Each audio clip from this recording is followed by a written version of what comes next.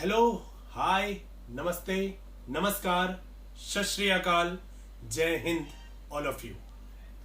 In this video, today we will discuss about subject science, standard 8th, chapter number 1st, crop production and management. In our last video, already we discussed about agricultural practice, and that topic we will already discuss about some points like preparation of soil, sowing, add manure or fertilizer, and our fourth topic was that was irrigation. Dear students, today we will discuss about in that topic our 3 points which are remaining, and first is protection from weeds. Our second point is harvesting, and our third point is storage. So dear students, आज हम agricultural practice के जो 3 topics हमारे बाकी थे उसके बारे में डिस्कस करेंगे, जिसमें आज का जो हमारा पहला टॉपिक है वह है प्रोटेक्शन फ्रॉम वीड्स, सेकंड जो टॉपिक है वह है हार्वेस्टिंग, एंड जो थर्ड टॉपिक है आज का वह है स्टोरेज. सो इन तीनों टॉपिक को हम ब्रीफली यहां पर डिस्कस करने की कोशिश करेंगे. So please let's see here. So dear students, please write down this one heading in your notebook, protection from weeds. Weeds का मतलब होता है जो हम अनाज, जो हम फसल अपने खेतों में उगाते हैं, तो उन फसलों के साथ जो अनावश्यक और बिन जरूरी पौधे हमारे फसलों के साथ में उग जाती हैं वही वीड्स कहलाती हैं. तो हमें इस टॉपिक में प्रोटेक्शन पढ़ना है वीड्स से, कि वीड्स से, उन अनावश्यक पौधों से हम अपने फसलों का प्रोटेक्शन कैसे कर सकते हैं.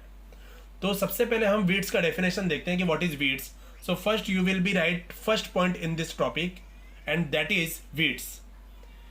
You will be right in this topic the undesirable plants that may grow naturally along with the crops. ऐसे अनडिजायरेबल प्लांट, ऐसे बिन जरूरी और अनावश्यक प्लांट्स जो नेचुरली अपने आप ही हमारे क्रॉप्स के साथ में उग जाते हैं खेतों में, उसी को कहा जाता है weeds. along with the crops means हमारे क्रॉप्स के साथ नेचुरली अपने आप ही ऐसे अनडिजायरेबल प्लांट्स जो अनावश्यक पौधे हैं वो उग जाते हैं, तो उसे वीड्स कहा जाता है.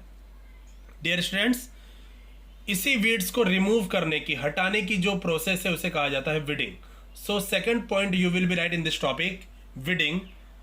In this point you will be right the removal of weeds is called weeding. Weeds को रिमूव करने का प्रोसेस ही विडिंग कहलाता है. It can be done by 3 process. First is tilling, second is uprooting or cutting, and third process is weedicides like 2,4-D. Dear students, 3 process है weeding के अंदर. ये तीनों प्रोसेस से आप वीड्स को रिमूव कर सकते हो अपने खेतों में से. पहला है टिलिंग, TILLING. टिलिंग का मतलब है वीड्स को जड़ से ही खेतों में से उखाड़ देना. सेकेंड जो प्रोसेस है वो है अपरूटिंग, UPROOTING, और कटिंग. अपरूटिंग का मतलब होता है कि वीड्स को खेत के सॉइल के सरफेस के ऊपर से ही कट कर देना, जड़ से नहीं, ऊपर से ही उसको कट कर देना, सॉइल के सरफेस पे से ही. और जो थर्ड हमारा प्रोसेस है वो है वीडिसाइड्स, WEEDICIDES, वीडिसाइड्स.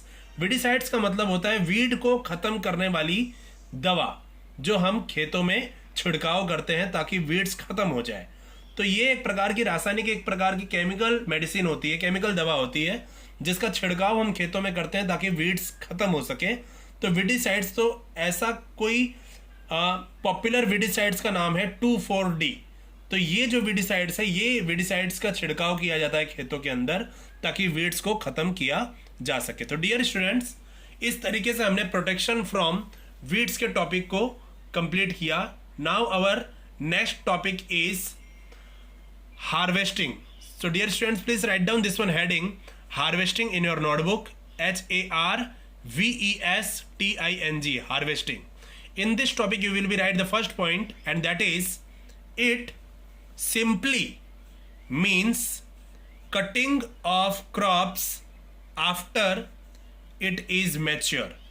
हार्वेस्टिंग का जो सिंपल मीनिंग है वह है कटिंग ऑफ क्रॉप्स. मतलब जब आपकी फसल मैच्योर हो जाए, पक जाए, तैयार हो जाए एकदम से, तब उसको क्या कर देना, कटिंग कर देना, उसकी कटाई कर देना. यही कहलाता है हार्वेस्टिंग. जब आपकी फसल मैच्योर हो जाए, पक कर तैयार हो जाए, तब उसकी कटाई कर देना. ये जो प्रोसेस है वो कहलाता है हार्वेस्टिंग. हार्वेस्टिंग के अंदर जो सेकेंड पॉइंट है आपको लिखना है, and that is threshing. THRESHING, threshing. In this point you will be right after harvesting the grain seeds need to be separated from the chaff. CHAFF, chaff. तो harvesting के बाद, आफ्टर हार्वेस्टिंग मतलब harvesting के बाद, मतलब फसलों की कटाई करने के बाद जो ग्रेन सीड्स हैं, फसलों में से अनाज के जो दाने हैं, नीड टू बी सेपरेटेड, उसे सेपरेट करने की जरूरत पड़ती है. सेपरेट मतलब अलग करने की जरूरत पड़ती है. कहाँ से अलग करने की जरूरत पड़ती है? फ्रॉम द चैफ, मतलब उसके भूसे में से अलग करने की जरूरत पड़ती है. किसे? फसलों के दानों को. उसी प्रोसेस को कहा जाता है थ्रेसिंग. थ्रेसिंग मतलब हार्वेस्टिंग के बाद जब हमने फसलों की कटाई कर दी तो हमारे अनाज के दानों के साथ उसके साथ साथ भूसे भी आ गए हैं, तो हमें अपने अनाज के प्योर दानों को उस भूसे में से अलग करना है. तो हम थ्रेसर के थ्रू उन दानों को अलग करते हैं. तो ये जो प्रोसेस है थ्रेसर के थ्रू अपने अनाज के दानों को भूसे में से, चैफ में से अलग करने का ही प्रोसेस कहलाता है threshing. It can be done by two process. First is combined and second is winnowing. Threshing का जो प्रोसेस है वो दो तरीके से कंप्लीट किया जाता है, कंबाइंड और विनोविंग. तो डियर स्टूडेंट्स, इस तरीके से हमने हार्वेस्टिंग के टॉपिक को कंप्लीट किया. Now we will start our last topic of this chapter, and that is storage. Storage का मतलब होता है भंडारण. तो storage टॉपिक के अंदर आपको सबसे पहला पॉइंट लिखना है, and that is the harvested crop has to be protected from moisture, insects, rats, and micro organisms. Dear students, harvested crop मतलब ऐसे क्रॉप जिसकी कटाई हो चुकी है. तो जब हम फसलों की अपनी कटाई कर देते हैं तो उन फसलों को लंबे समय तक सुरक्षित रखने के लिए ज़रूरी है कि उसे मॉइस्चर से सुरक्षित रखा जाए, उसे इंसेक्ट्स से सुरक्षित रखा जाए, जो कीड़े मकोड़े होते हैं, उसे रैट्स से सुरक्षित रखा जाए, और छोटे छोटे माइक्रो ऑर्गेनिजम्स से सुरक्षित रखा जाए. तो जब अनाज जो है, जो हमने फसलों की कटाई कर दी, जब हमारा जो नया फसल है जो कट कर अभी तैयार हुआ है, तो जब नए फसल के अंदर हम देखते हैं कि नए फसल के अंदर मॉइस्चर की मात्रा बहुत ज़्यादा होती है, नमी की मात्रा बहुत ज़्यादा होती है. तो उसमें से नमी को अलग करने के लिए, मॉइस्चर को अलग करने के लिए हमें उसे सनलाइट में रखना होता है ताकि वो ड्राई हो जाए, वह सूख जाए. तो सेकंड पॉइंट के अंदर हमने लिखा है कि the grains are properly dried. Grains को प्रॉपरली हम ड्राइड करते हैं, सुखाते हैं, इन द सन. किसमें? सन में. टू रिड्यूस द मॉइस्चर, ताकि उसके अंदर का मॉइस्चर, उसके अंदर की नमी रिड्यूस हो सके, कम हो सके, कंटेंट इन देम. तो डियर स्टूडेंट्स, मैंने आपको बताया कि नई फसलों के अंदर मॉइस्चर की मात्रा ज़्यादा होती है, तो ये मॉइस्चर की मात्रा, इसके कंटेंट को कम करने के लिए हम इसे प्रॉपरली ड्राई करते हैं सनलाइट में. Third point we will be right in this topic, and that is drying of grains prevent them from attack by insects, pests, PESTS, pests, bacteria and fungi. जो ग्रेन्स ड्राई हो जाता है, जब grains dry हो जाता है, सूख जाता है, तो ऑटोमेटिकली वो प्रिवेंट हो जाता है ऑटोमेटिकली उसको सेफ्टी मिल जाती है। किन चीज़ों से? इंसेक्ट से, पेस्ट मतलब छोटे छोटे जो विनाशकारी कीड़े होते हैं उनसे, बैक्टीरिया से और फंगी से।